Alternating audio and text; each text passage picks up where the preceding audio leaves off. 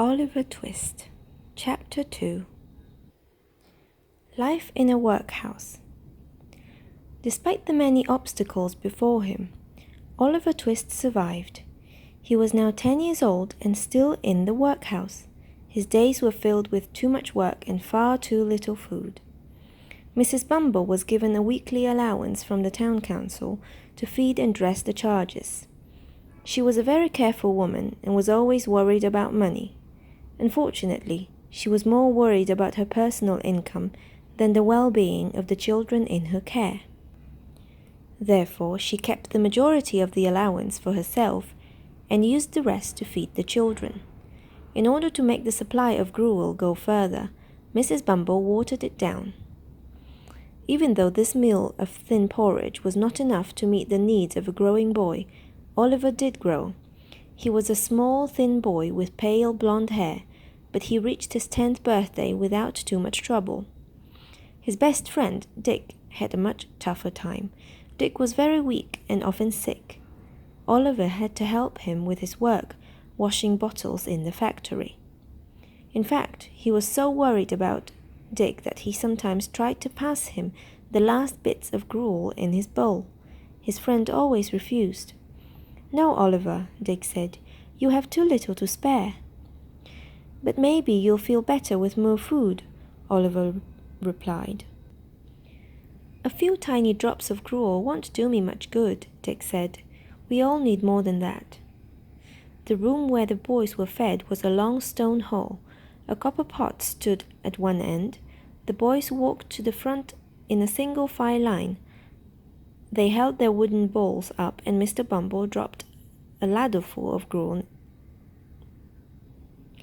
They held their wooden bowls up and Mr. Bumble dropped a ladleful of gruel in.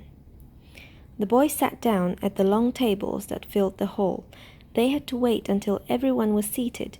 Anyone caught sneaking a bite was punished. The boys held their spoons while bowing their heads for grace. As soon as the signal was given, the boys dug into their meals. They were done in a matter of seconds. The boys' bowls never needed washing. They polished them with their spoons until they shone again.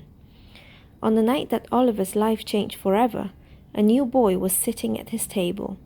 His father was a butcher who could not pay his bills and lost his shop. This new boy was not used to the great hunger of the workhouse.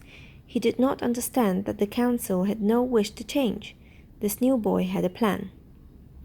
"One of us need to talk to Mr. Bumble," he said.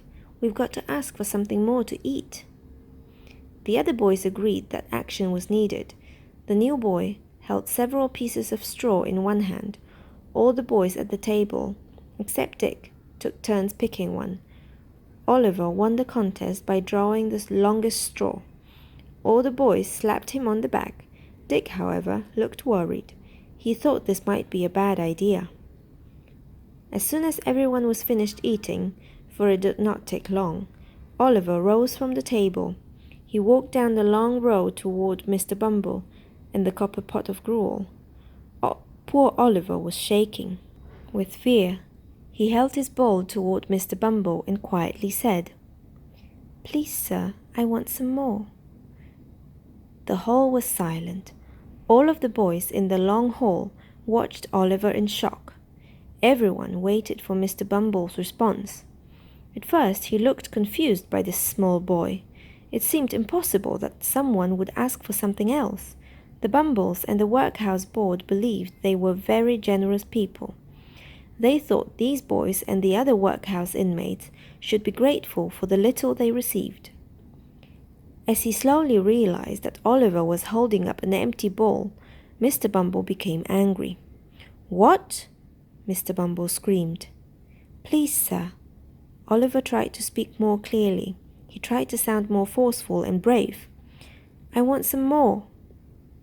"More?" Mr. Bumble yelled. "More?" He was furious.